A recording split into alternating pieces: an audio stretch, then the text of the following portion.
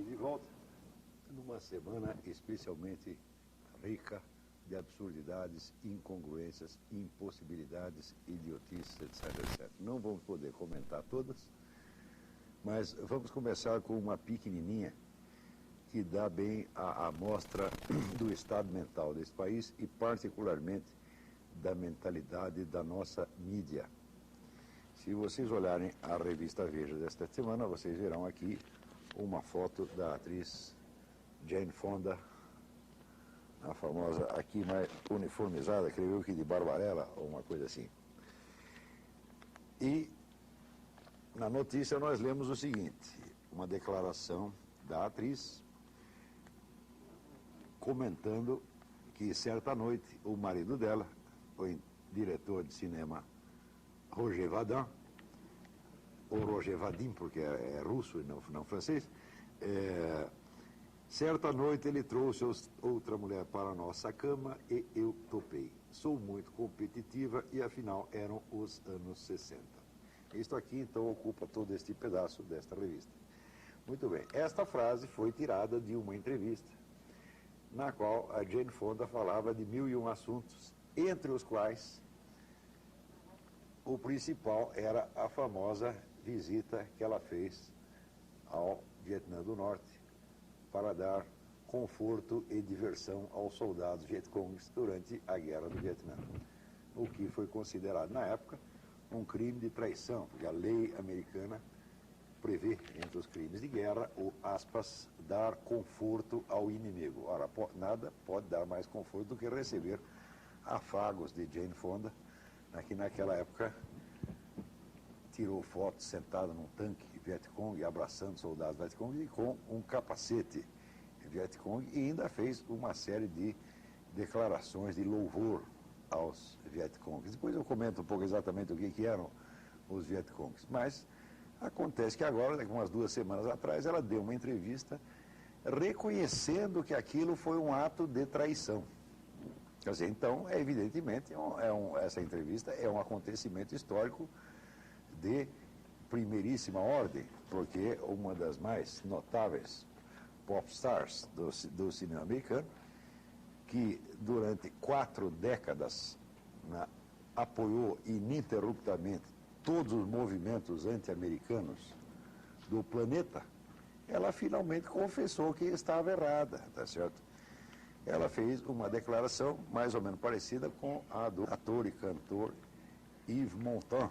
Yves Montand, perguntado, em aquele tempo que você colaborava com os comunistas, juntava dinheiro para os comunistas, repetia tudo que eles mandavam você dizer na televisão, e ele respondeu com uma frase muito curta, nous étions des cons. Com só pode ser traduzido de uma maneira, nós éramos os babacas, ponto final. Então, o Yves Montand, ele deu a sentença final sobre esta geração na Europa. E a Jane Fonda acaba de fazer exatamente a mesma coisa para o cinema americano. Ora, desta entrevista formidavelmente importante, o que repercutiu na mídia brasileira? Esta frasezinha de que ela foi para a cama com uma outra. Quer dizer, a mentalidade da mídia brasileira é realmente uma coisa assim que chega a ser, vamos dizer, não está além do entendimento humano, está aquém do entendimento humano, porque é tão estúpida, tão fora do mundo, tão fora de medida com a realidade, que nós ficamos até perplexos, não sabemos o que fazer. Quer dizer, a mulher faz uma declaração de importância histórica e no meio disso uma revista que está entre as mais destacadas, tá certo, da mídia brasileira, que é Veja, né, seleciona esta frase, né, sobre este negócio da mulher ir para a cama com a outra. Fala, não é possível. Quer dizer, é a falta total de critério jornalístico. Isto raia realmente a estupidez. E eu tenho assinalado esses fenômenos há anos, porque eu estudo muito a história cultural dos povos, a história das mentalidades, e comparo o que está acontecendo no Brasil com o que aconteceu em outros países e em outras épocas. E eu confesso para vocês que fenômeno de estupidez generalizada, como nós estamos vendo aqui no Brasil, quer dizer, não tem realmente similar. A única coisa que se parece um pouco foi o que aconteceu na Alemanha entre as 2 guerras, né? a Alemanha estava, vamos dizer, dividida entre os dois grandes movimentos revolucionários de massa, o socialismo internacional, o comunismo, e o socialismo nacional, o nazismo. E no meio desta disputa ideológica entre facções que no fundo eram bem parecidas, tá certo? A inteligência humana foi se deteriorando rapidamente porque, vamos dizer, a paixão política e a ilusão política predominavam sobre o exercício normal das faculdades cognitivas humanas.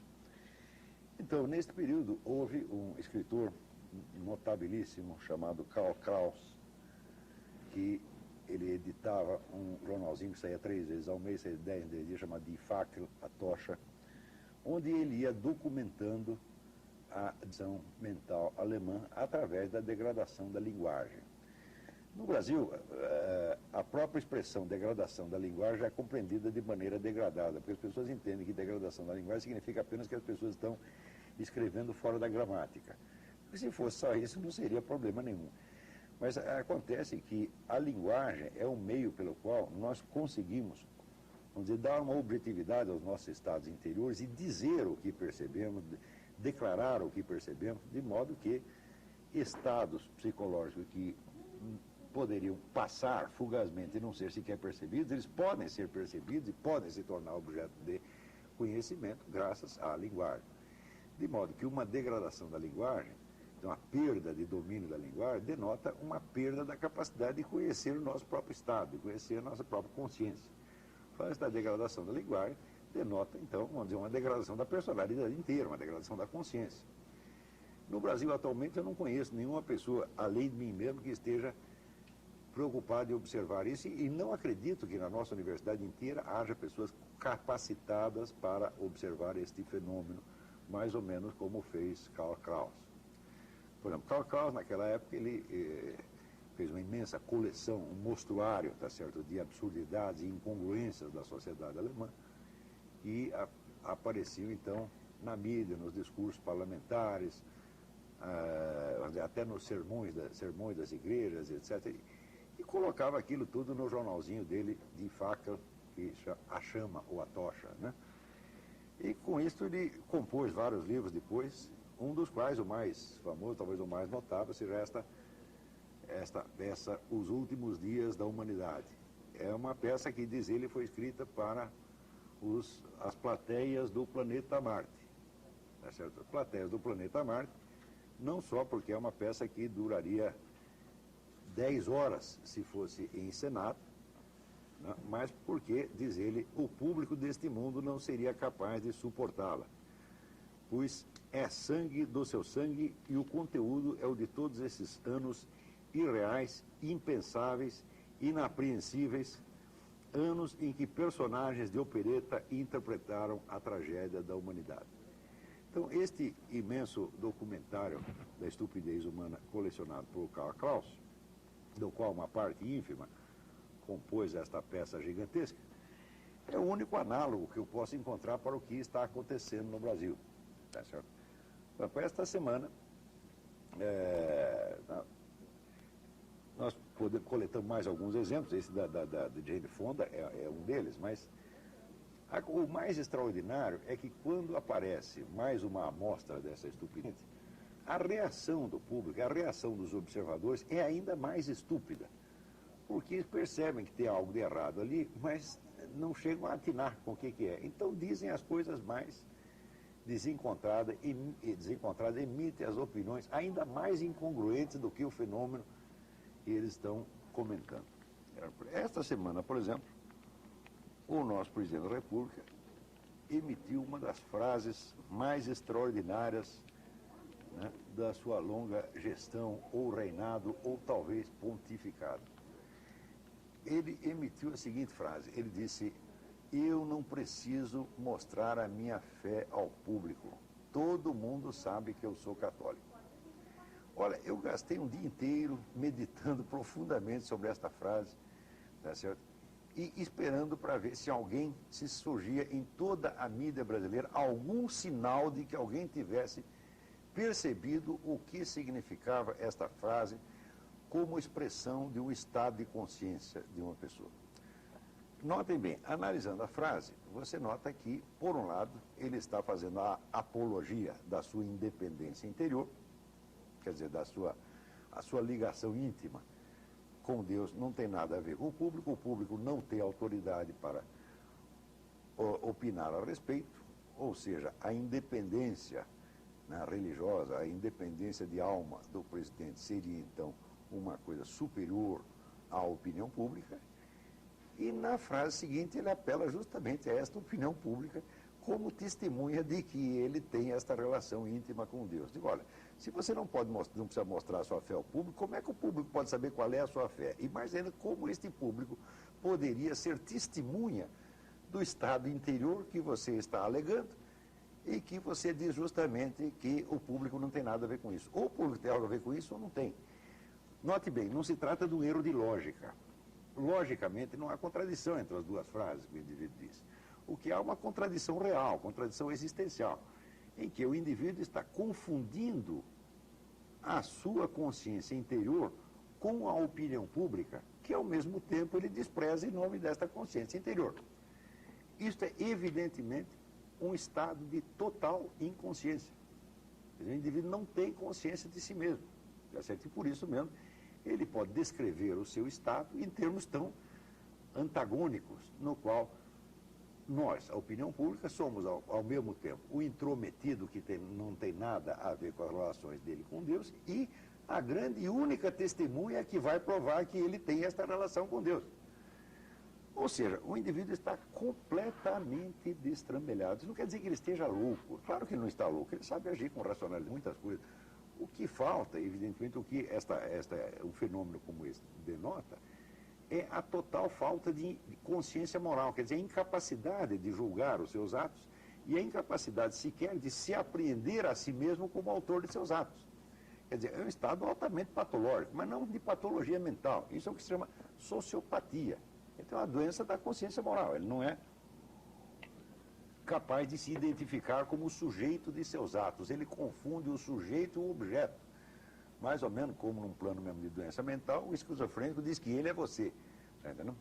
Então, para esse senhor Lula, também, né, nós, ao mesmo tempo, somos, vamos dizer, a plateia intrometida, que não tem nada a ver com as relações íntimas dele com Deus, e a única testemunha de que essas relações existem.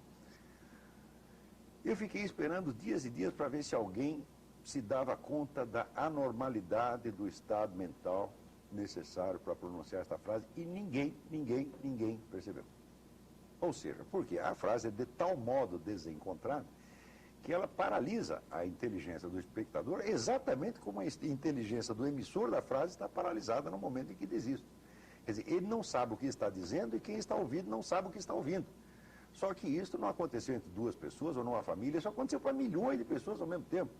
Isso é um fenômeno gravíssimo.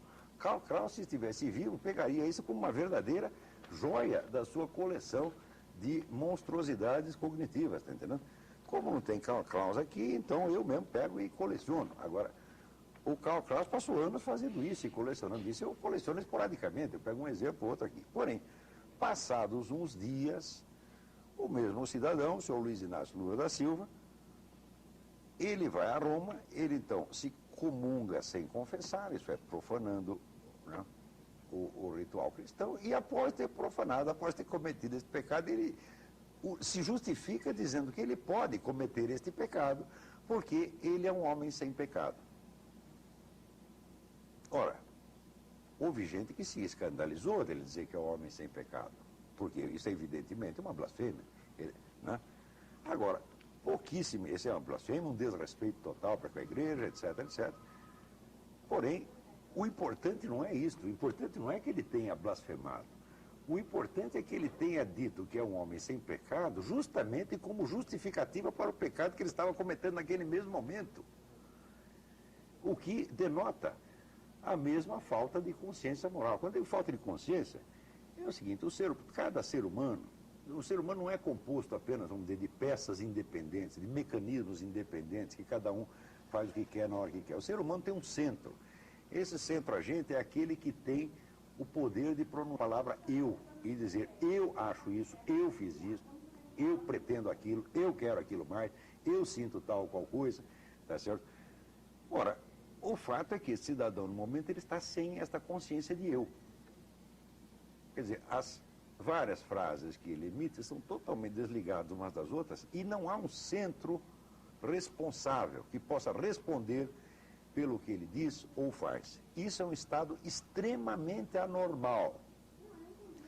Quando o cardeal arcebispo do Rio de Janeiro, Dom Eusébio Scheid, disse que o Lula não é católico, é caótico, ele foi muito otimista. Porque isto não é uma questão apenas de caos. Em caos, todos nós podemos ficar. Tá certo? Quando nós temos tendências, todos nós temos tendências desencontradas, todos nós temos contradições dentro de nós. Tá certo? Todos nós queremos, né? O famoso verso de Shakespeare, this man's gift and that man's cope. Quer dizer, eu tenho o talento deste, mas eu tenho o objetivo daquele. Né? Isso é assim, eu tenho um grande talento para a música, mas eu queria ser pintor. Tá entendendo? Então, essas contradições existem realmente dentro de nós. Nós queremos coisas desencontradas. Né? O sujeito quer, ao mesmo tempo, quer casar e ficar solteiro, né?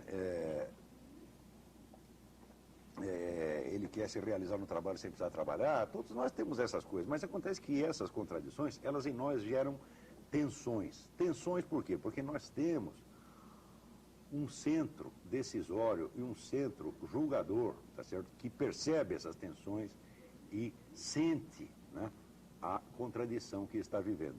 Mas esse Lula não sente absolutamente nada, tá certo? Ele pode ter todas as tendências contrárias sem sentir nada. O que significa, obviamente, que ele não tem este centro decisório, que é um homem vazio, que não há uma presença humana ali, há apenas uma máquina de falar, há apenas um boneco de ventríloco sem ventríloco. Tá certo?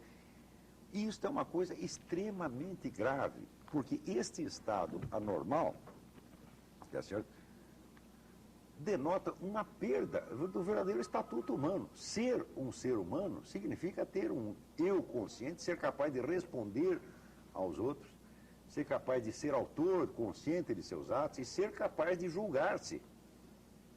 Então, eu não considero que o senhor Lula está abaixo da responsabilidade do cargo, ele está abaixo das exigências mínimas da condição humana. O ser humano tem que ser capaz de julgar-se a si mesmo. Quando ele tem uma contradição, ele tem a obrigação de perceber a contradição e de sofrer por ela e lutar para resolvê-la, mesmo que não consiga. Está compreendendo? Quer dizer, a tensão, vamos dizer, entre o bem e o mal, entre forças opostas, é o que caracteriza o ser humano. Mas essa tensão, ela existe e ela dói porque o ser humano tem este centro-agente. Seu Lula diz as coisas mais desencontradas e absurdas sem sentir nada, nada, nada, nada. Quer dizer, no instante do pecado supremo, tá certo? Da profanação e da blasfêmia, ele com toda a inocência diz que não tem pecado. Se ele dissesse isso num momento ou outro qualquer, poderíamos dizer ele está bêbado, etc, etc. Mas no momento mesmo em que está cometendo o pecado, então isso denota total falta de conexão entre seus atos e sua consciência. Ou dito de outra maneira, não tem consciência. Um tipo deste jamais poderia dirigir um posto de gasolina. Eu não entregaria a ele o meu cachorro para ele tomar conta. Eu não entregaria uma dúzia de ovos para ele tomar conta. E, no entanto, entregaram o país. Entregaram o país por quê? Precisamente por o homem ser totalmente oco, por não haver nenhuma consciência humana por trás dos atos dele. Ele pode ser uma superfície em branco na qual cada um projeta o que quer. Quer dizer, um vota no Lula porque acha que ele é comunista e vai fazer a revolução latino-americana. Outro vota nele porque acha que ele é o conservador que vai parar a revolução latino-americana. Está compreendendo? Um vota nele porque ele é o pobrezinho, né, que nasceu de mãe analfabeta, etc, etc. Né, e o outro vota porque ele acha que, que o Lula é o maior líder da América Latina. Eu digo, você não pode ser ao mesmo tempo um pobrezinho desamparado e o grande líder mundial. Né? Mas, como o Lula não é nada, como ele não responde pelo que faz, como ele não tem este centro que você possa identificar e saber o que ele está, qual o conteúdo efetivo de consciência dele, como ele não tem, então pode-se projetar qualquer coisa nele. Ora, contradições, inclusive na esfera política, como eu disse, todo mundo pode ter. O famoso filósofo germano-americano Franz Rosenstock, Eugen Rosenstock, ele dizia que, ele fazia a seguinte pergunta: eu não sei como o sujeito pode ser progressista ou conservador. Todo homem normal é ao mesmo tempo progressista e conservador. Então ele dizia que esta contradição existe no ser humano, mas ela existe como uma tensão consciente, tá certo? Portanto, como alguma forma de sofrimento criador, etc, etc. Mas o seu Lula é capaz, vamos dizer, de pecar e proclamar sua inocência no mesmo momento, a sua total inocência, no mesmo momento, sem perceber as consequências do que diz. Evidentemente, se ele é uma criatura sem pecado, só há duas hipóteses. Se é católico mesmo, ele acredita no pecado original. Então, no mínimo, esse ele teria que ter. E somente Jesus Cristo poderia resgatá-lo. Se ele não tem pecado, então ele está ou acima ou abaixo da condição humana. Para acreditássemos que ele está acima, precisaríamos de ver os seus feitos divinos e miraculosos, tá certo? Dos quais não conhecemos realmente nenhum. Tá certo? Conhecemos uma infinidade de gafes, tá certo? E de desastres administrativos, etc, etc. Isso conhecemos. Conhecemos feitos, comportamento suspeito, conduta suspeita, como essa dele no Foro de São Paulo, tá certo? Que durante 12 anos, né, 12 ou 15 anos, dirige as reuniões da entidade coordenadora da estratégia comunista na América Latina, e depois faz de conta que nada disso existe. Daqui a pouco vamos comentar este fato de novo. Mas é isso que conhecemos do Lula, não conhecemos nenhum feito divino ou miraculoso. Portanto, não estando acima da condição humana, não estando na condição humana que tem o pecado como uma de suas condições inerentes, ele só pode estar abaixo. Tá certo? Então, vocês prestem atenção, vocês que votaram em Lula, eu não fiz isso, não fiz dessa vez, em umas outras eleições aí eu fiz isso e confesso que nos etiam decon, tá certo? Mas vocês que votaram em Lula, pensem bem no que vocês fizeram. Quer dizer, vocês colocaram lá um indivíduo sem centro, um fantoche oco, dentro do qual não há nenhuma consciência capaz de perceber o que faz, julgar o que faz e orientar o que faz. Vocês entregaram ao Brasil a uma força totalmente cega e desgovernada. Foi isso que vocês fizeram. Bonito. Boa tarde. Tudo bem? Boa tarde a todos, né? Eu queria fazer uma pequena contribuição aqui. Como vocês sabem, a minha missão aqui é apresentar o lado liberal dos acontecimentos econômicos. No entanto, ontem eu encontrei no UOL uma notícia tão emblemática sobre o modo como a mídia lida com os assuntos que eu achei que seria um divertimento delicioso trazer isso aqui. Então, ontem no UOL, há uma notícia assim: Detran do Rio comprova, os homens são mais imprudentes do que as mulheres.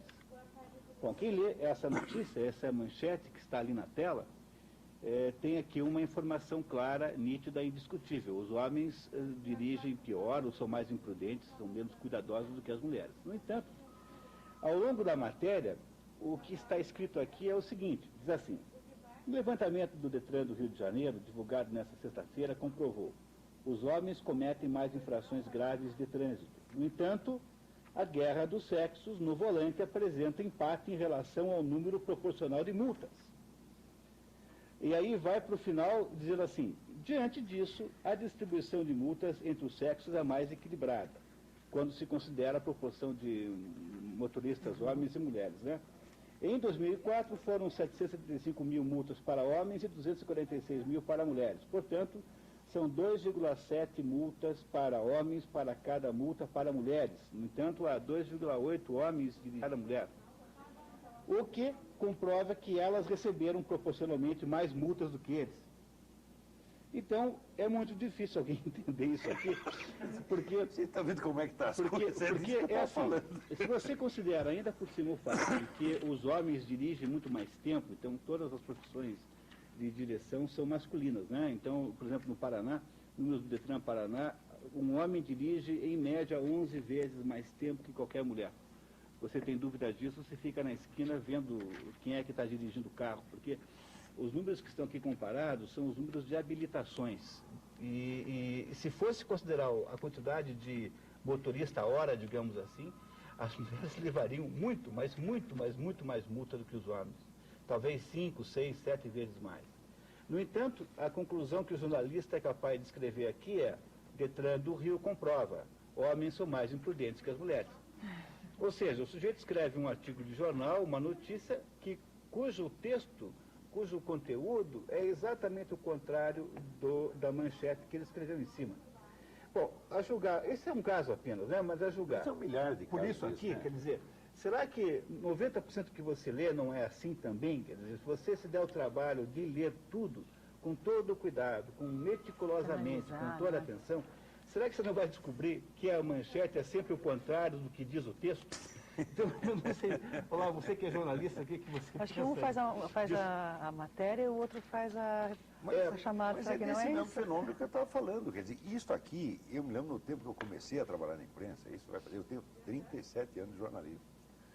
Né? Quando eu comecei, qualquer copydesk, se você fizesse uma coisa dessa, o sujeito na primeira ele corrigia, na segunda ele corrigia e pregava no mural para você passar vergonha.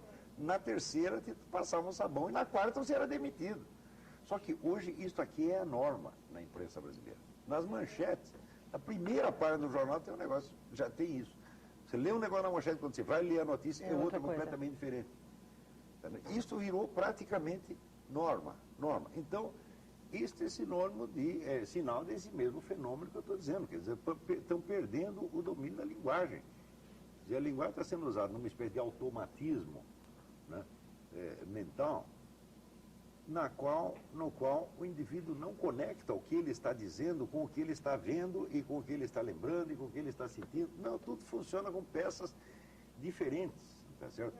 Então, quer dizer que acho que o sujeito votar no Lula porque eles também estão assim, pô. Né? É gravíssimo isso aí. Coisa assim, há uma tentativa de construir um clichê, quer dizer, há um clichê de que as mulheres dirigem melhor, porque as seguradoras cobram menos, mas as seguradoras cobram menos pelo seguro das mulheres, por uma razão simples, as mulheres correm muito menos risco de ter um acidente, porque elas dirigem muito menos. Não, mas acho que o homem é mais arrojado, a mulher é mais mas isso não cuidadosa, tem, veja, mesmo dentro tem uma certa idade, né? Porque as meninas mais jovens também... Não, é assim, quer dizer, os homens nem... são mais agressivos, é verdade, mas o fato indiscutível aqui, matemático, estatístico, é que as mulheres têm menor risco de correr acidentes, porque quando sai uma família, de modo geral, quem dirige é o homem. Quando alguém vai para a praia, de modo geral, quem dirige é o homem. Todos os homens dirigem muito mais tempo que as mulheres. Todos os motoboys são homens. Essa desgraça chamada motoboy é uma desgraça exclusivamente masculina, por exemplo. Então é assim... Não, existe algumas mulheres já, motoboy. Muito poucas, né? Muito poucas. Então é assim, você tem uma realidade que é o fato de que os homens correm mais risco do que as mulheres, isso significa que eles têm mais acidentes. Porém, quando você traz para o âmbito da comparação estatística proporcional, você descobre que não é bem assim. Quer dizer, os homens não dirigem pior que as mulheres, eu acho que nenhuma mulher é capaz de achar isso de verdade. Não. Talvez elas digam por uma razão política, mas de achar de verdade não é. No entanto, a imprensa é prisioneira de um clichê, que é um clichê meio para fazer média com as mulheres, um pouco para parecer politicamente correta. Qual seria o sentido de alguém inventar uma manchete dessa aqui? Seria fazer você ser politicamente correto, quer dizer, falar mal dos homens é bom, falar bem das mulheres é mal. Ninguém ousaria fazer isso, porque pegaria muito mal. Quer dizer, eu gostaria muito de enfatizar isso agora aqui, concordando com o Olavo, que o principal processo pela qual essa turma que está aí está produzindo a confusão que está produzindo, do qual ela retira benefícios eleitorais, é produzir esse tipo de notícia em que há dois estímulos contraditórios um com o outro, e você então pega apenas aquele que está enfatizado, e o fato de que ela está desmentida, a informação está desmentida pelo próprio corpo da notícia não tem importância nenhuma, porque a probabilidade de que alguém leia é menor e a probabilidade daqueles que leram bem também é menor, e, portanto, o sujeito confuso acaba ficando com aquilo que parece mais conveniente do ponto de vista mental. Eu acho que essa é uma técnica de desinformação jornalística típica. Eu imagino que seja uma das obrigações do nosso programa aqui, contar para você que isso existe, e aqui está apenas um exemplo disso. Certamente. Agora, note bem, quando a gente vê um fenômeno desse, a gente já não sabe mais se é desinformação proposital ou se é simplesmente que os hábitos da antiga desinformação, vamos dizer, projetados e se tornaram coisa normal na imprensa. Quer dizer, o sujeito não precisa ter, hoje em dia, ele não precisa mais ter o propósito de desinformar para ele fazer uma coisa dessa. Ele já faz no piloto automático, isso já virou, de certo modo, está endêmico Tá certo? E aí é que a coisa fica realmente perigosa. Isso quer dizer, quando a mídia hoje descreve um fato, invertendo a realidade em 180 graus, o leitor já não está habilitado a perceber. Por exemplo, você pega aqui a revista Veja e diz: o arcebispo do Rio de Janeiro que critica de forma ofensiva o presidente Lula, sem que ninguém entenda o seu impressionante destampatório. Digo, olha, o Lula acabou de fazer o insulto mais violento que alguém já fez à Igreja Católica no século XX. E eu acho que nem Stalin e Adolf Hitler fizeram uma coisa dessa. E o senhor tem que ter a cara de pau de entrar na Santa Sé, entrar na Basílica, comungar sem ter confessado e declarar que fez isso porque não tem pecado. Isso é um insulto terrível. E o que o arcebispo falou foi até delicado. Diante disso, o sujeito é caótico. Ele não é caótico, tá certo? Ele é um indivíduo que está num estado de inconsciência que o torna um instrumento dócil e também inconsciente de qualquer satanismo. O Lula é um satanista inconsciente, é isto que ele é, não é caótico. Quer dizer, o indivíduo que faz uma coisa dessa, ele está diluindo na população a sua consciência cristã. Porque a consciência de pecado é a essência do cristianismo e também do Islã. Saber que nós temos pecado, tá certo? Saber que nós somos imperfeitos e que nós precisamos estar continuamente nos abrindo para Deus, para que Ele aumente o nosso círculo de possibilidades. Quer dizer, o pecado, o erro nos fecha no destino. Quer dizer, ele cria um automatismo, um mecanismo automático que nos prende. É aquilo que se chamaria, vamos dizer, na Índia, o karma. Quer dizer, o que é o karma? É o peso total das suas ações passadas, tá certo? Mas, através da influência espiritual, se abre uma possibilidade superior pela qual você transcende o seu passado. E é isso que se chama o Dharma. Quer dizer, o Dharma seria a abertura para uma possibilidade superior que você parecia não ter antes, mas que você tem, porque corresponde, vamos dizer, à sua face que está voltada para Deus, e não a face que está voltada para o processo de causa e efeito, vamos dizer, mecânico do mundo. Então, todo ser humano está submetido a este jogo do karma e do dharma, que também seria, equivale mutatis mutandis, é o jogo do pecado e da graça no cristianismo. Absolutamente todo ser humano. Agora, o seu Lula, ele entra na Igreja Católica, entra no templo máximo da Igreja Católica, como um ser superior, que diz: eu não tenho pecado, eu não tenho nada a receber de vocês aqui, tá certo? Eu não estou precisando desse Deus para absolutamente nada, ele não precisa me absolver de nada, eu sou tão bom quanto ele, tá certo? Ele faz isso, e ainda, esta revista sem vergonha, porque a Veja, não é porque a Veja denunciou o negócio do Foro de São Paulo, da FARC, que ela se tornou um órgão decente. Não, esta revista sem vergonha, anticristã militante, tá certo? Que mente contra a Igreja Católica toda semana, tá certo? Vem dizer que o bispo o arcebispo criticou de forma ofensiva. Não é ofensivo dizer que é caótico. Eu digo que o Lula é um satanista inconsciente, digo e provo. Se o seu Lula quiser me processar, por isso eu digo: ó, o que o senhor fez é satanismo inconsciente mesmo. Declarar que está acima do pecado, no instante mesmo que você está comungando sem confessar, no instante mesmo que você está profanando o rito, tá certo? É o suprassumo de inconsciência satânica que pode se aproximar da alma de um sujeito que um dia foi batizado. Quer dizer, um indivíduo desse, ser chamado de caótico, é um eufemismo.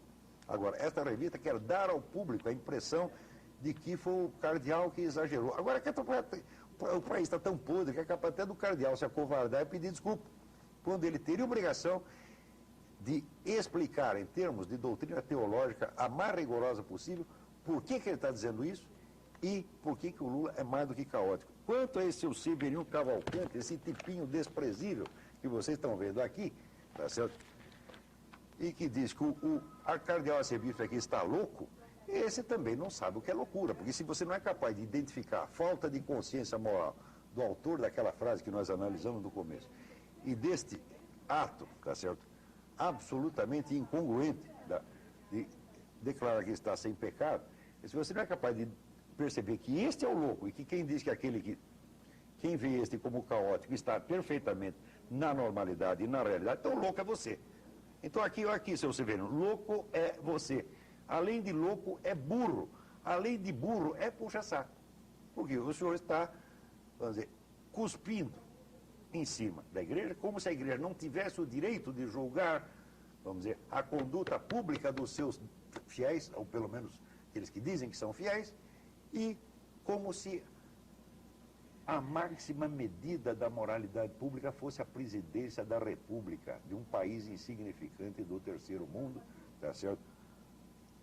Onde há ainda ao lado uma instituição ainda mais insignificante, que é essa que o senhor preside, tá certo? E como se isto fosse autoridade em matéria teológica. O senhor Severino, o senhor vai dar palpite nos seus assuntos provinciais, o senhor é um caipira burro, tá certo? Não está sabendo de coisa nenhuma. Não digo que o senhor subiu em cima da chinela, o senhor subiu estratosfericamente acima da chinela, dá palpite nisso. Muitas Tem perguntas. pergunta para nós? Muitas perguntas, comentários. Antes da pergunta, eu queria lembrar uma coisa. Tem um cidadão que a semana passada escreveu dizendo que nós três somos os três patetas e ameaçando de vir bater na gente aqui. Digo, olha, meu amigo, isso é uma grande imprudência da sua parte. O senhor já viu o filme dos Três Patetas? É aquele negócio de martelada na cabeça, alicate no nariz, né, maçarico no traseiro. Pô, o senhor está correndo grave risco que o senhor vai... Amanhã mesmo eu vou comprar um poodle. Deixar lá em casa no jardim. Poodle? Tanto medo que você está, né? Deixar lá em casa no jardim. Poodle Se proteger. Pois é, o Cacá Camargo, que é presidente da Juventude Progressista de São Paulo, ele enviou um e-mail, ele já havia enviado um que você respondeu para ele, que ele queria participar mais ativamente do Mídia Sem Máscara. Ele diz que é um anti-esquerdista, admira muito o trabalho de vocês e gostaria de saber se vocês estão ligados a algum partido político. Não. Deus nos livre e guarde. Tem que responder como Miguel de Unamuno convidaram ele para entrar no partido. Ele disse, partido não, só inteiro.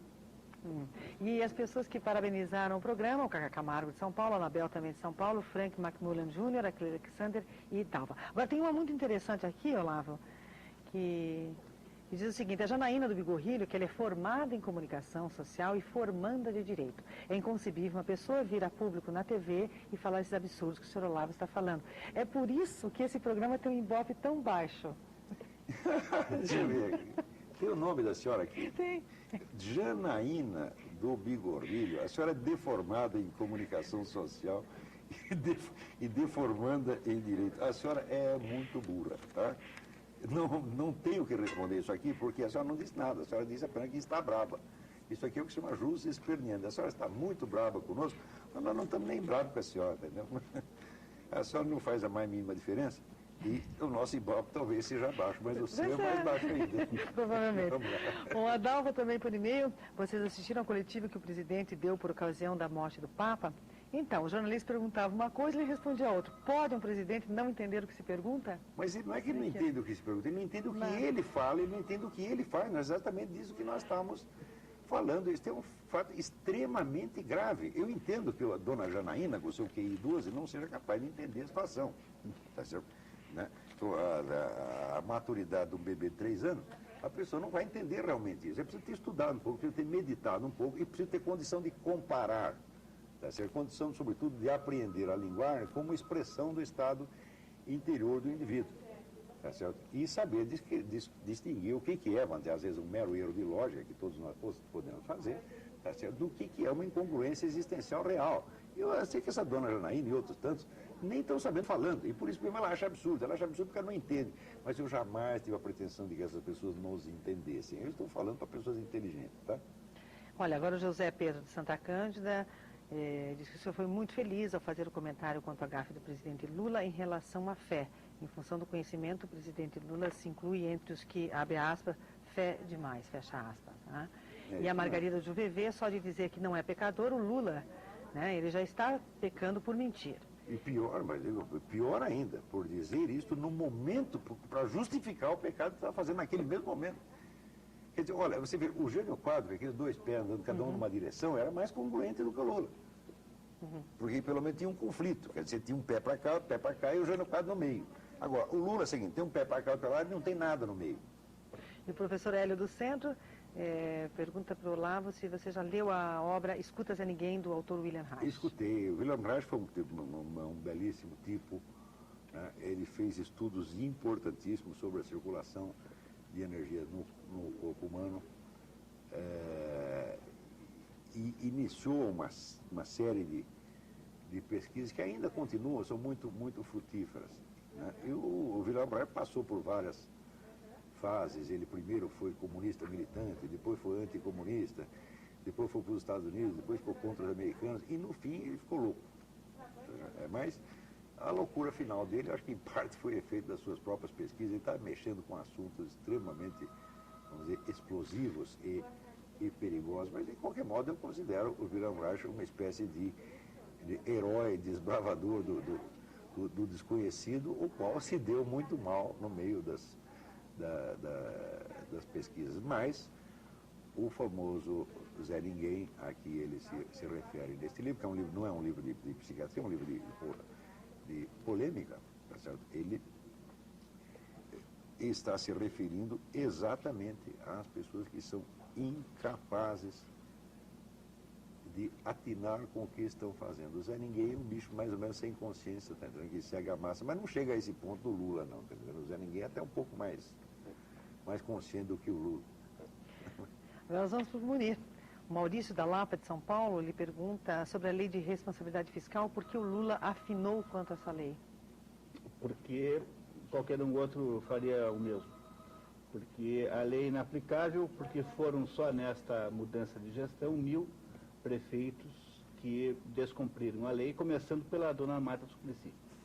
E como houve uma taxa de reeleição muito significativa, supondo que esses que tenham se reeleito não estejam reclamando, não é? Que é uma suposição aceitável, então imagine você que talvez metade das prefeituras iram. Quer dizer, como é que você faz para punir metade dos prefeitos? Isso é inaplicável, não existe na prática. Ninguém vai fazer nada, porque teria que, em primeiro lugar, aplicar uma pena qualquer à dona Marta Suplicy, e é a última coisa que o governo faria. Quer dizer, o ensinamento disso é o seguinte: não adianta, a lei de responsabilidade fiscal, ela parece boa na teoria, mas ela não funciona na prática, porque ela é inaplicável do seu ponto de vista punitivo, não há como fazer. Então, o que eu sempre tenho dito é que não pode fazer uma lei dessa que você não disciplina o governo assim. Quer dizer, a lei que funcionaria certinho é se você estabelecesse uma lei assim: olha, a carga tributária jamais, em nenhuma hipótese, exceto hipótese de guerra,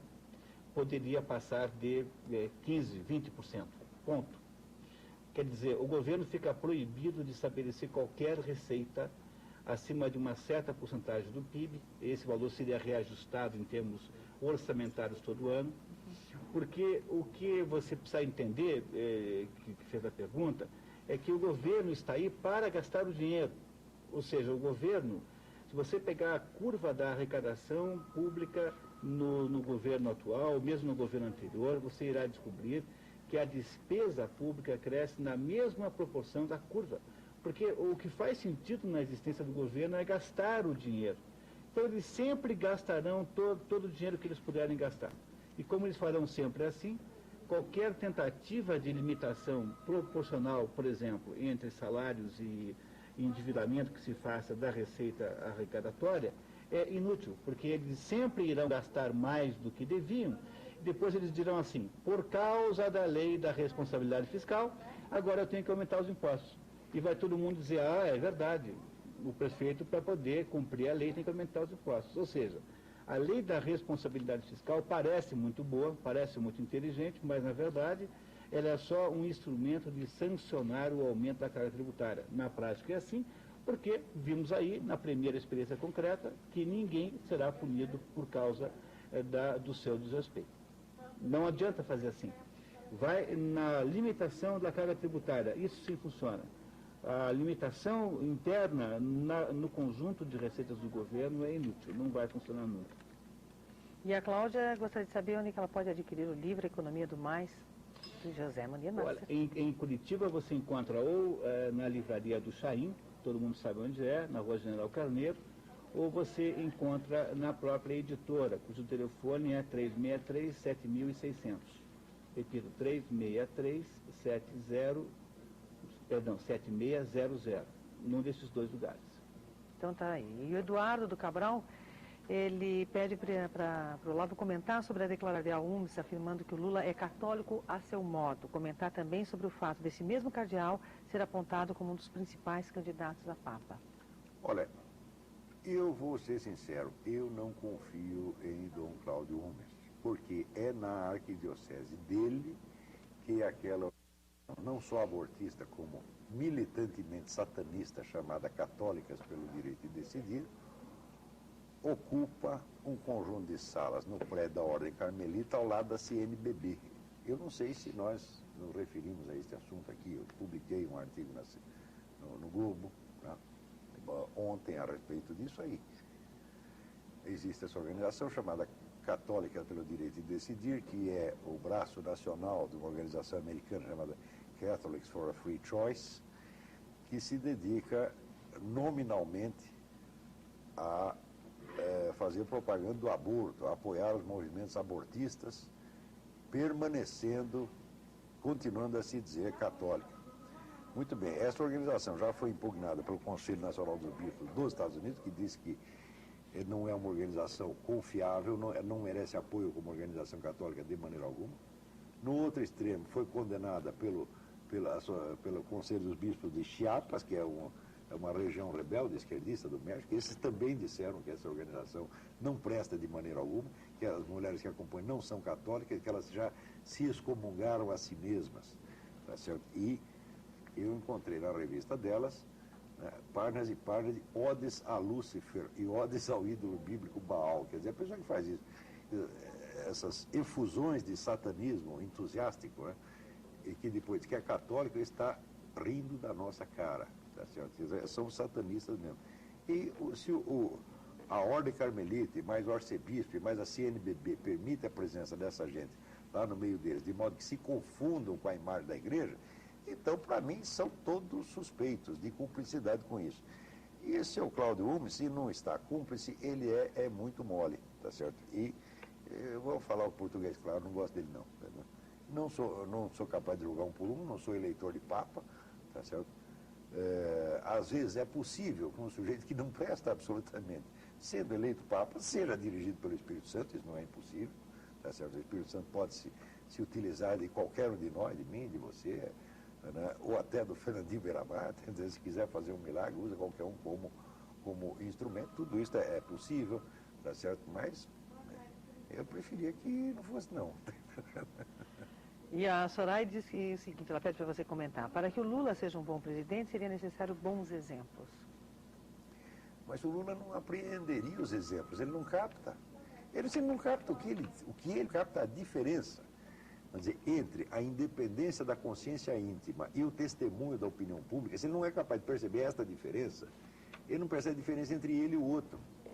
Tá certo? Ele está totalmente desligado, ele está no piloto automático, não tem consciência mesmo. Eu não estou brincando, isso é um estado psicológico muito peculiar, muito estranho. Tá certo? Não é exatamente doença mental, não é, mas é um tipo de sociopatia, sim. E o Freitas pergunta lá se você já leu ou conhece o livro Em Nome de Deus, sobre o Papa João Paulo I, e diz que devia ser proibido. É daquele... Eu esqueci o nome do sujeito. Esqueci o nome... não, esse é o do David Yallop. Esta aqui fala de uma conspiração para matar o João Paulo I. Tudo bem, essa hipótese não é impossível, mas...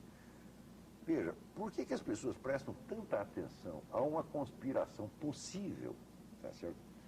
Uma hipótese de conspiração para matar o João Paulo I, tá certo? E não presta a mais mínima atenção à conspiração efetivamente realizada pela KGB para matar o João Paulo II, tá certo? Quer dizer, que importância tem a hipótese do Yallop, que diz que alguém foi lá e alguém pode ter envenenado o João Paulo II, mas o fato é que alguém deu 2 tiros em João Paulo II, pô.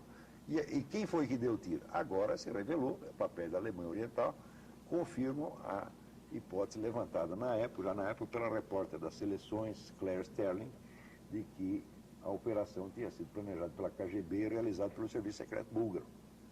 Tá certo? Ela lançou este livro, o livro fez um grande sucesso na época e depois todo mundo abafou. Agora, 2 dias antes da morte do Papa, você vê, é um acontecimento de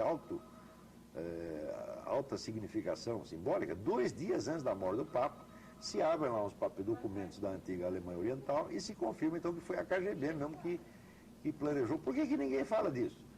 Por que conspirações imaginárias, tá certo? Como a famosa conspiração a CIA para matar o Kennedy, tá certo? Que foi exatamente o contrário, né? Por que as pessoas gostam tanto dessas coisas, falam tanto disso, e quando aparece a conspiração real, comprovada, ninguém quer falar? No caso do Kennedy, por exemplo, a própria KGB, o próprio dirigente da KGB confessou que passou documentos falsos para o diretor de cinema Oliver Stone para induzi-lo a acreditar nessa história que depois ele filmou.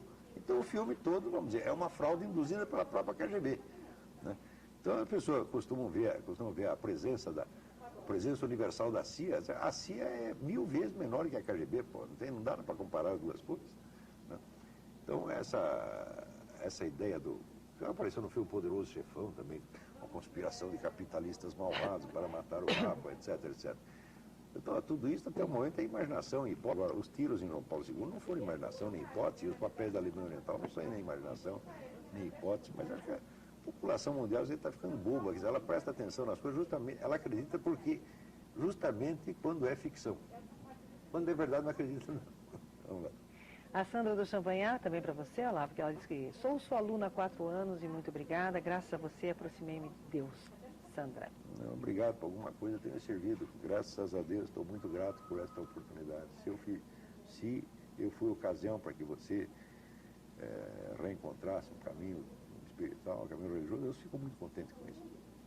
E o Sanderson da Vila Guaíra diz assim: Olavo, sou seu fã, já li alguns dos seus livros, o que o senhor acha da Margaret Thatcher? Bom, a Margaret Thatcher, ela e o Reagan marcaram uma etapa e, sem dúvida, fizeram um grande trabalho ao demonstrar de novo ao mundo a viabilidade, vamos dizer, de algumas linhas conservadoras em economia, tá certo? Propiciaram, vamos dizer, um progresso enorme para os seus respectivos países e, no fim das contas, deram um exemplo. Mas note bem, mas eu não sou assim thatcherista fanático, eu nunca cheguei a ser um fã da Margaret Thatcher, como nunca fui fã do Papa, entendeu? Eu não acho pessoas assim tão admiráveis assim. O próprio João Paulo II, eu achava que tinha certas limitações intelectuais, não compreendia bem certas situações. Na situação da guerra do Iraque, eu tenho certeza que não compreendeu. Margaret Thatcher também, uma série de outras situações ali, fez bobagem. Ronald Reagan, o grande Ronald Reagan, na última semana do seu governo, ele privatiza uma parte da CIA e, resultado, vai a família Clinton e lá compra um pedaço da CIA e cria um serviço secreto para eles próprios, tá certo? E trouxeram um prejuízo enorme. Isso é uma burrada feita pelo grande Ronald Reagan. Todos nós somos humanos, não é isso? Então a gente não deve assim, idolatrar nenhum desses líderes. A gente deve ter uma certa admiração afetuosa por aqueles que fizeram, né, o bem, mas a gente sempre conservando um mínimo sentido crítico até para ajudá-los, né? Uhum. Bom, essa do Itamir de São José dos Pinhais diz que eu concordo sobre o Lula e o Severino, contudo ainda não achei na Bíblia nada falando que é pecado comungar e se confessar. Na verdade, acho que é comungar sem se confessar, né? Vocês são os 3 patetas mais inteligentes que eu conheço. Muito obrigado. Obrigado. Agora, você vê, você realmente não vai achar isso na Bíblia, vamos dizer, é uma coisa vinculada à outra, mas a obrigação de confessar os seus pecados está claro na Bíblia, né? A ideia de que se você comungar, tá certo, de maneira irregular, comungando para a sua danação e não para a sua salvação, está também muito clara ali, de maneira que quem é inteligente tira a conclusão. Quer dizer, o cristão, ele tem que comparecer, vamos dizer, estar diante da presença divina, em primeiro lugar, com o perdão dos pecados. Quer dizer, o perdão dos pecados é a condição prévia para que você compareça diante de Deus, porque Deus não tem contato com nada que seja sujo, que seja errado. Então você entra lá, você entra bonitinho. Quer dizer, a primeira coisa que tem que pedir é o perdão dos seus pecados. Quer dizer, Deus entra na tua presença, pedindo inicialmente o perdão dos meus pecados, em nome do teu Filho Jesus Cristo, nosso Senhor. Daí você fala o resto. Agora, não pode entrar lá sujo, esculhambado, isso aí, e daí você já está ofendendo, você está tentando humilhar o próprio Deus, você está impondo a sua presença, tá certo? Você está impondo a presença do pecado diante de Deus. Isso aí é, obviamente, blasfematório. E isso é exatamente o que o Lula fez. Quer dizer, se ele acha, não, eu não preciso confessar nada, porque eu sou bom, eu vou lá, eu faço, eu aconteço, eu digo, bom, não é isso que Deus acha, seja o que você acha. Então, ele, neste momento, ele está insultando a Deus. Então, logo insulta e continua dizendo que é um homem sem pecado. Então, não é possível que ele não perceba, tá certo? Que se ele não tinha pecado nenhum, que é impossível, ele já acaba de cometer um. E não, no momento que faz a declaração, está cometendo o segundo. Ou seja, é um desencontro entre o personagem, a agente, e a sua consciência. Ele não tem consciência do que faz. Ele não é capaz de se julgar a si mesmo. Esse homem só fala. Ele não tem um de si para si, ele não medita sobre si. Ele não é capaz de conversar consigo mesmo a respeito de si mesmo. Eu fiz tal coisa, será que estou certo, será que estou errado? Não tem isso, meu filho. É um homem oco. Maria Aparecida está parabenizando o programa. Eu acho que esse agora é para os dois. Qual a opinião de vocês dois sobre a credibilidade do jornal Estado do Paraná, do grupo Paulo Pimentel, que está no governo, e do jornal Gazeta do Povo, estando a Globo com tantas dívidas junto ao BNDES? Seu Getúlio de Campo Magro perguntando.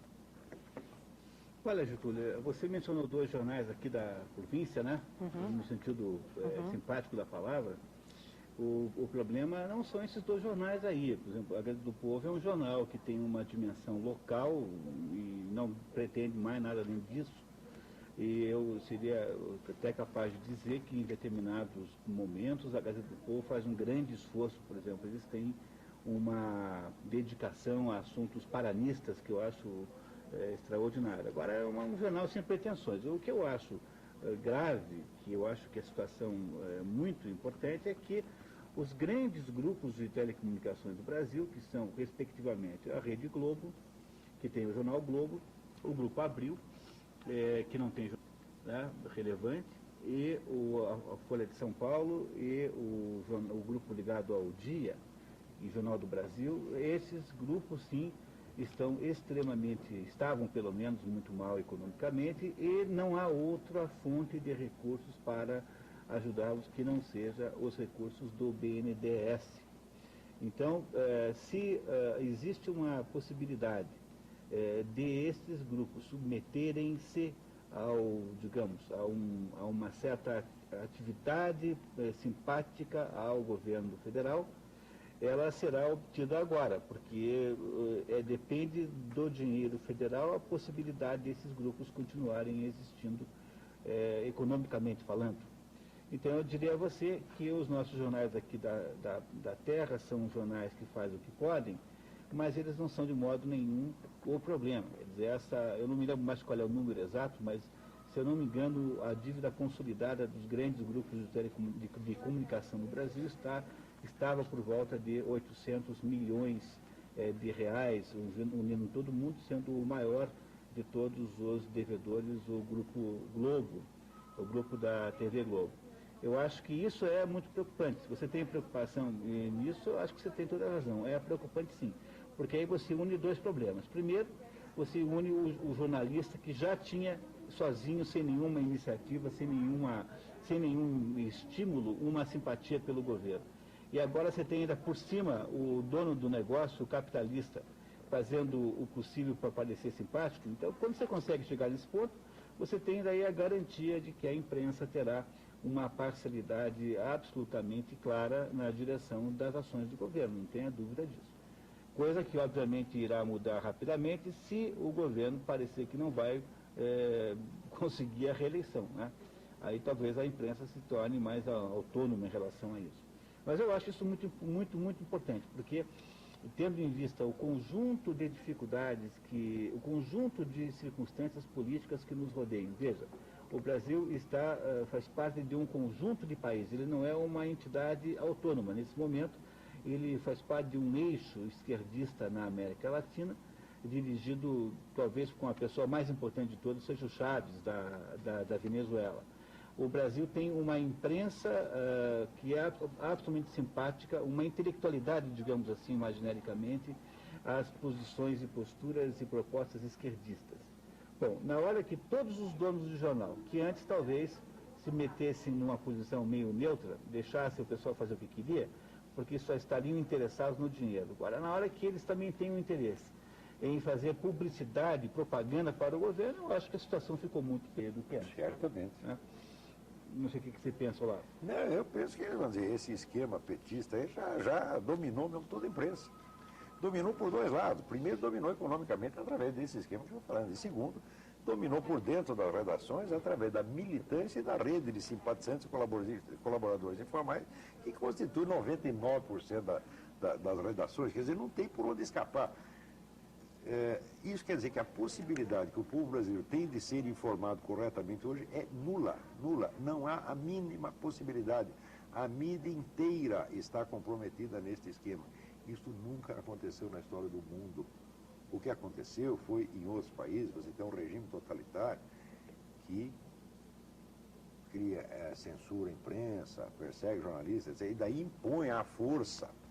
Tá certo? Mas uma rede de cumplicidade canalha como essa, tá certo? Todo mundo tentando, tudo escondido, isso nunca aconteceu na história do mundo.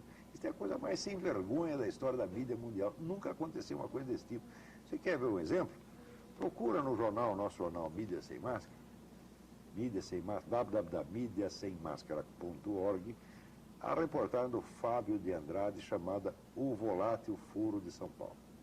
Quando o Mídia Sem Máscara começou a pegar material do site do Foro de São Paulo para noticiar o que estava acontecendo na discussão da estratégia comunista latino-americana, todo mundo disse que nós estávamos inventando e que aqui não existia, que não existia Foro de São Paulo nenhum.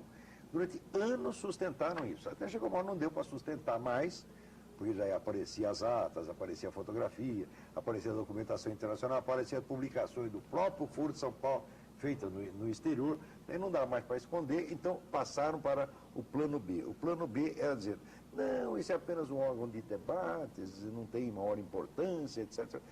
Se não tem maior importância, como é que reúne 84 partidos, 84 organizações poderosas todo ano, tá certo?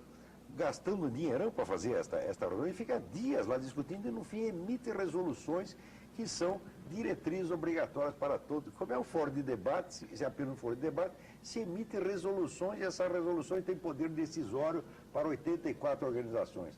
Ora, o Lula, como presidente do Foro de São Paulo, quer dizer que ele, sendo o presidente, ele comandava o foro e, portanto, era ele que emitia diretrizes para essas 84 organizações. Isso tem sido escondido, foi escondido durante 10 anos, agora não dá mais para esconder, então o que decidiu? Começa a sumir com as atas do foro, os documentos do foro. Só que o Fábio foi rastrear e pegou, vamos dizer, em sites de arquivo que tem na internet, rastreou, descobriu que o site do Foro de São Paulo é uma parte do site do... Então, quer dizer, uma ocultação desse tipo, na qual praticamente todos os jornalistas têm sido cúmplices, isso nunca aconteceu, isso é uma vergonha para a história do nosso país. Isso é um país de gente vendida, subserviente, muito baixa, está entendendo? Nós não estamos, veja, o governo não é um governo tirânico que esteja nos obrigando a fazer isso ou aquilo. Não, o governo simplesmente compra as pessoas e elas se oferecem, às vezes compra até de graça. Quer dizer, a pior corrupção é aquela que é de graça. Quer dizer, o sujeito, tendo em vista que amanhã ele pode receber um favor, ele já faz, né? A vigarice de graça oferece, é brinde. Tá certo? Os nossos jornalistas estão oferecendo, vendendo a sua consciência como brinde para o partido governante. Tá certo? Até quando fazem alguma denúncia, atenuam a denúncia de modo que o povo não perceba a verdadeira gravidade. Até esse barulho que fizeram em torno dos famosos 5 milhões de dólares da Farc, eu digo, que importância tem receber 5 milhões de dólares da Farc comparado a 15 anos de cumplicidade política com as Farc, meu Deus do céu. 5 milhões de dólares é apenas uma propininha, né? Comparado com 15 anos de cumplicidade com entidades genocidas, assassinas, terroristas, isso não é nada. Então você denuncia o crime pequeno para você ocultar o grande. Tá certo? Veja, esta coisa que eu mencionei agora do Papa, do atentado contra o Papa, que a imprensa brasileira toda pegou esses documentos da Alemanha Oriental que comprovavam a autoria do atentado pela KGB, todas publicaram em notinhas deste tamanho. E quando o Papa morreu 2 dias depois, não voltaram ao assunto.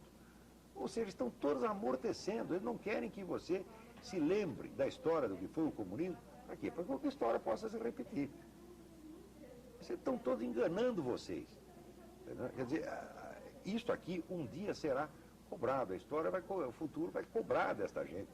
Tanta mentira, tanta covardia, tanta vigarice. Tá certo? Quer dizer, você viver sob uma situação opressiva, onde você tem uma ditadura, um governo tirânico, que te encosta o revólver na cabeça, te obriga a mentir. Digo, tudo bem, você mente, mas agora ninguém está encostando o revólver, então mentir o que querem, porque são cúmplices. Tá certo? Eu vivi sob situação de censura no tempo da ditadura. Tá certo? Então, proibiu a notícia, a gente inventava um jeito de passar a notícia, sempre acabava saindo. Agora não. Nada está proibido e as pessoas imediatamente já escondem a notícia embaixo do tapete para não queimar a imagem do queridinho presidente. Quer dizer, por que votaram em Lula? E porque fizeram uma aposta em Lula, aposta emocional em Lula. Agora, né, não podem reconhecer que o sujeito é o que é.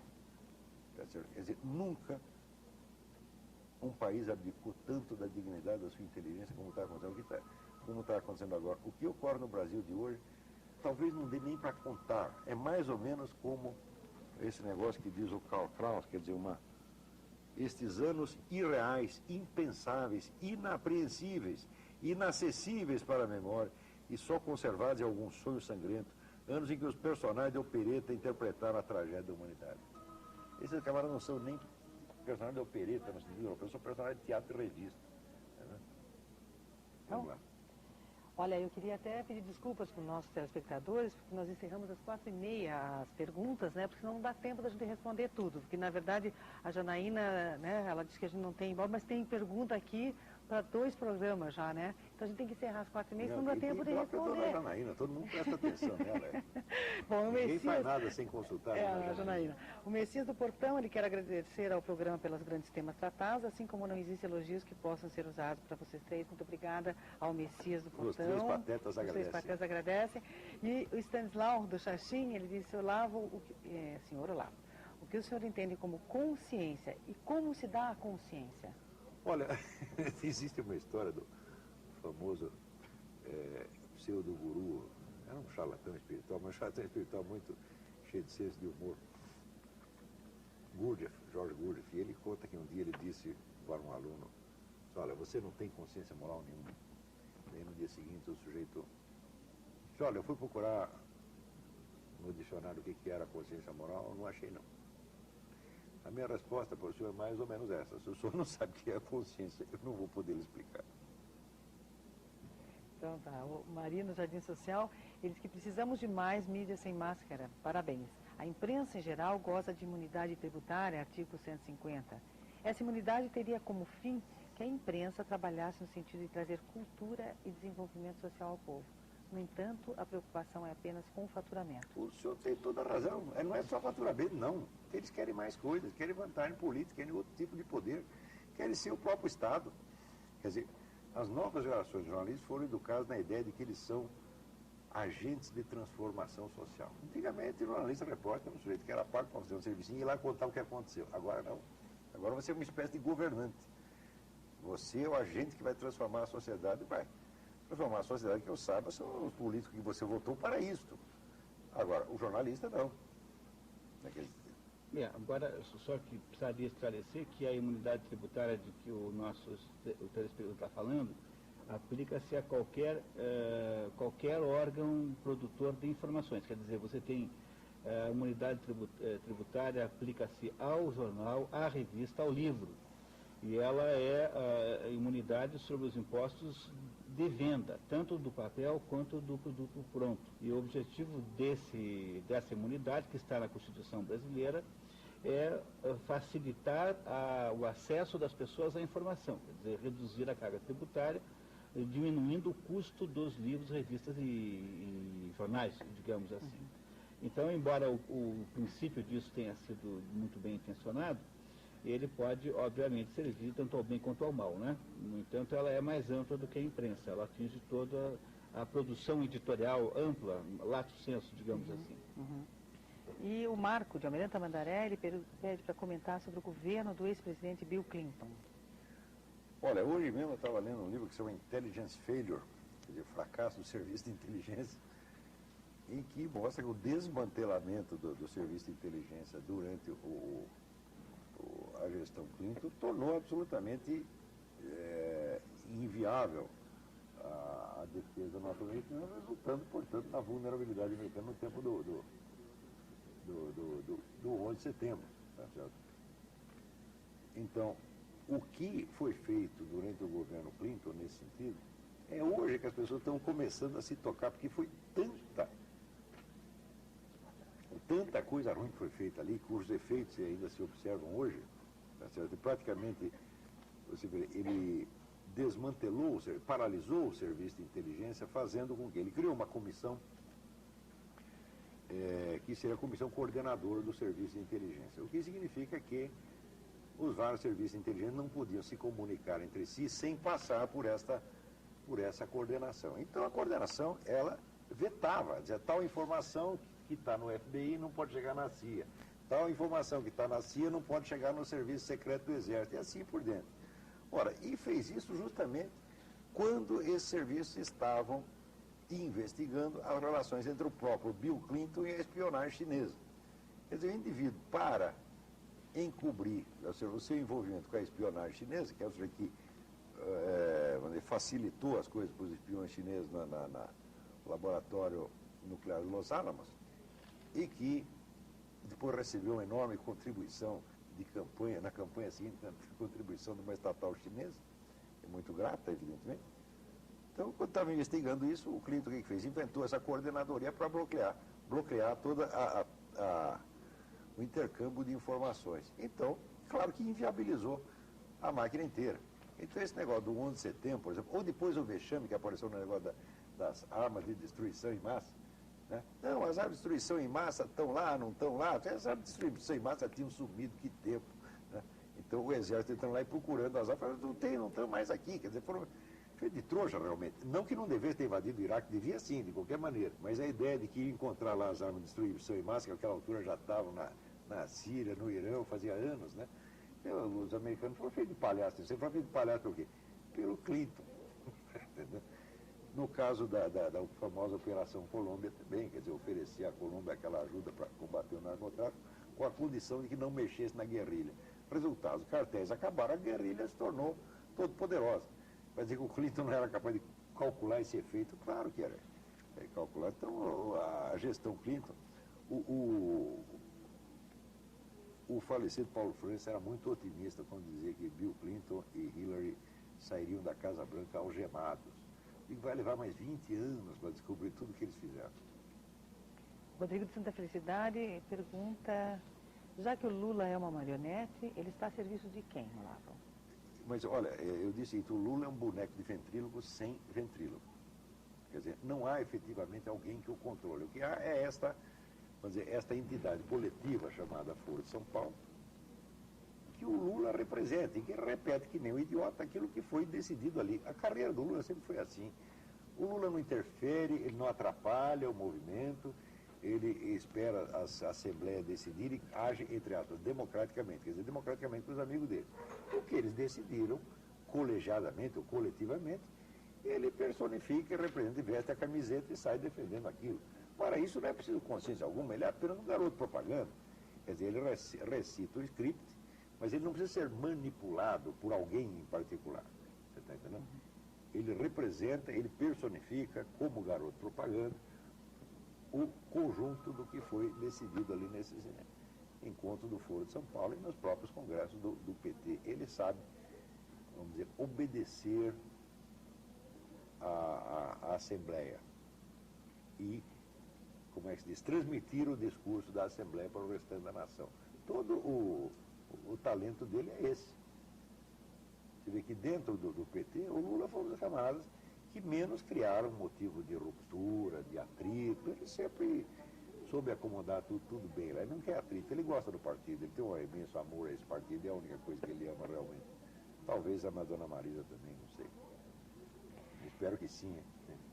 E o professor Antônio da Boa Vista, ele pergunta o seguinte, será que não devemos voltar à máxima de Voltaire, abre aspas, não concordo com nenhuma frase que você falou, mas morrerei defendendo o seu direito de falar, fecha aspas. Ou seja, ao invés de ficar uns atacando os outros, devemos achar uma solução. Liberalismo e conservadorismo não é contraditório? É exatamente o contrário. Né? Ele não diz que é para entrar no acordo, ele diz que você tem que defender o direito, defender o direito de falar. Se quer falar contra mim, você tem todo o direito de falar, como essa dona Janaína agora falou, depois escuta, pô.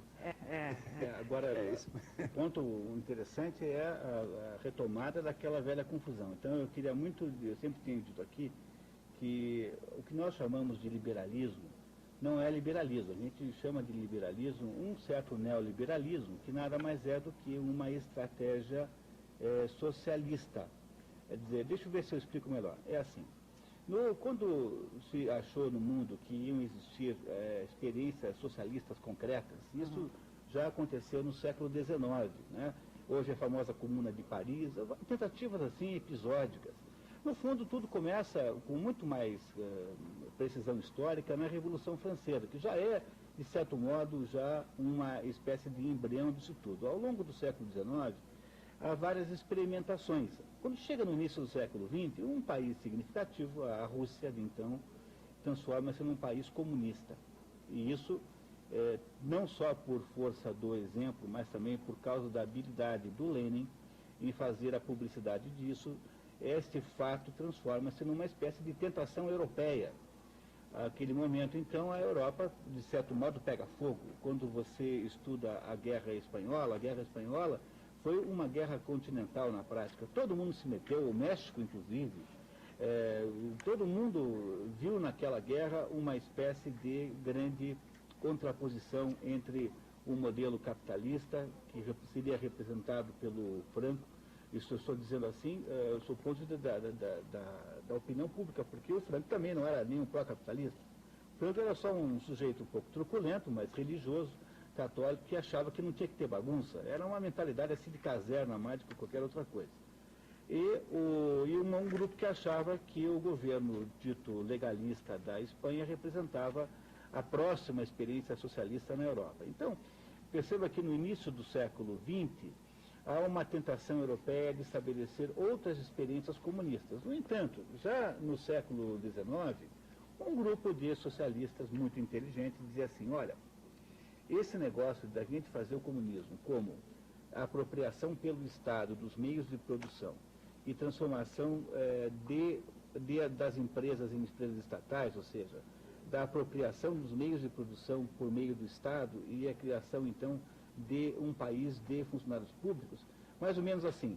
Já que, sob o ponto de vista dessas pessoas, a General Motors era ruim, então eles queriam, na verdade, criar uma espécie de General Everything, que é o comunismo, né? Quer dizer, o que é o comunismo? É General Everything, né? Quer dizer, tudo é estatal, é uma firma só.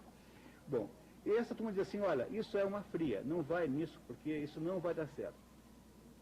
Esta gente que defendia é chamada de socialistas fabianos. E a expressão fabiano, ela é dada em homenagem a um general romano chamado Fábio Cunctátor, que é o sujeito que defendeu Roma contra Aníbal, o cartaginês, e que, de certo modo, impediu que Roma fosse destruída, porque o Aníbal poderia ter ganho, nunca se sabe por que não fez o último golpe de misericórdia, mas ele fez o máximo. E ele achava que a essência da estratégia militar, quando você está se batendo contra alguém mais forte que você, que era o caso, é de você fingir a fraqueza, você recua, o outro ganha terreno, você recua de novo, e quando ele começa a ocupar terreno demais, ou começa a se despreocupar com você, você contra-ataca. Essa estratégia, portanto, de recuo tático para a vitória estratégica é a essência da estratégia do Fábio Cunctátor. E os socialistas fabianos achavam isso.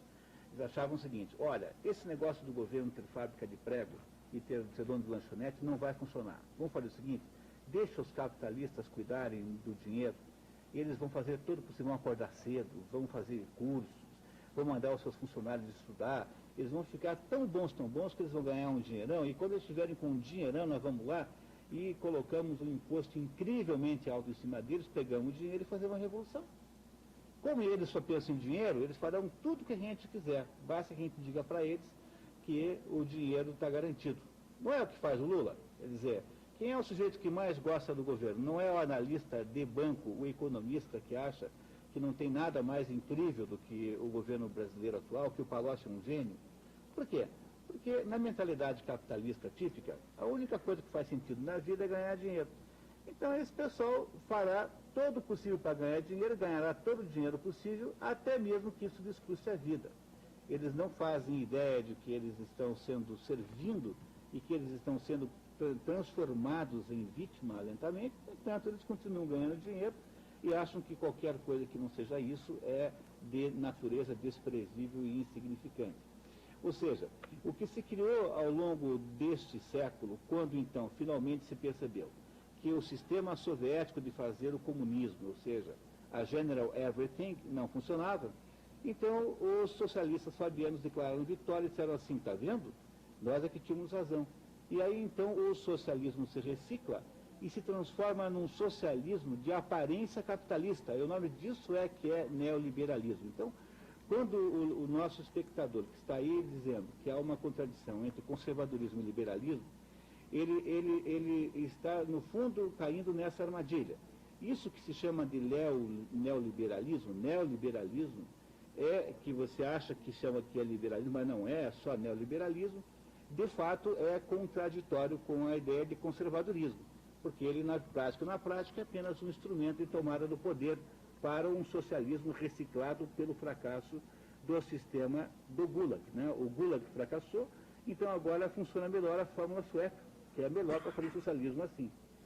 Ora, o liberalismo, tal como se entende liberalismo pelos economistas liberais tradicionais, entre eles no nosso século Ludwig von Mises, é uma coisa inteiramente diferente e não é nem de perto parecida com isso que se chama de neoliberalismo. Então, há uma absoluta coincidência entre liberalismo e conservadorismo, sim, mas há uma total contradição entre essas duas coisas e o novo socialismo que existe hoje e a sua formatação econômica chamada neoliberalismo. Por isso que nós dizemos aqui que achar que liberalismo e neoliberalismo é a mesma coisa é igual a achar que o mico-leão dourado é uma espécie de leão, ou que o porquinho da Índia é uma espécie de porco, ou que o porco-espinho seja alguma espécie de suíno. Não há nenhuma ligação nessas duas coisas, só que as pessoas não sabem, porque a cultura econômica é muito baixa, e aí criou-se esse mito, esta ideia completamente equivocada, de que isso que se chama de neoliberalismo, que de certo modo a Margaret Thatcher iniciou até, digamos, ingenuamente, possa parecer alguma coisa com aquilo que é propugnado pelos grandes liberais da história, pelos grandes economistas que pensaram,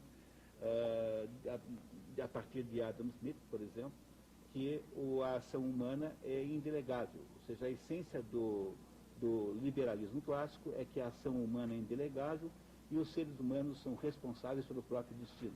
Então, você é o primeiro responsável pela sua segurança, por isso é que você devia se rebelar contra o desarmamento civil, você é o principal responsável pela sua aposentadoria, você é o principal responsável pela solução do seu problema econômico pessoal. Se todas as pessoas pensam assim, cria-se uma sociedade de prosperidade. No entanto, se a gente acha que o responsável é o outro, então nós vamos delegar esse assunto para o Estado. E o Estado é um altruísta sem vergonha, porque é aquele sujeito que fica dizendo para você que ele só quer o bem dos outros, do próximo, e no fundo, ele só quer o bem dele mesmo. Então, o que o Estado fará é, já que você delegou a ele a responsabilidade sobre a sua própria vida, ele fará isso com o seu próprio dinheiro. Mas como ele é muito incompetente e no fundo não quer resolver coisa nenhuma, ele precisará de quantidades cada vez maiores de dinheiro para fazer isso. E é por isso que, junto com o tal do neoliberalismo, há uma tendência no mundo a um aumento absolutamente exorbitante da carga tributária. Ou seja, só existe neoliberalismo com tributação expropriativa. Não é possível ter essas coisas desvinculadas uma da outra. Quer comentar alguma coisa? A explicação é excelente, eu nunca vi isso explicado tão bem assim. Não, em suma, o neoliberalismo não passa de um novo nome do velho socialismo fabiano.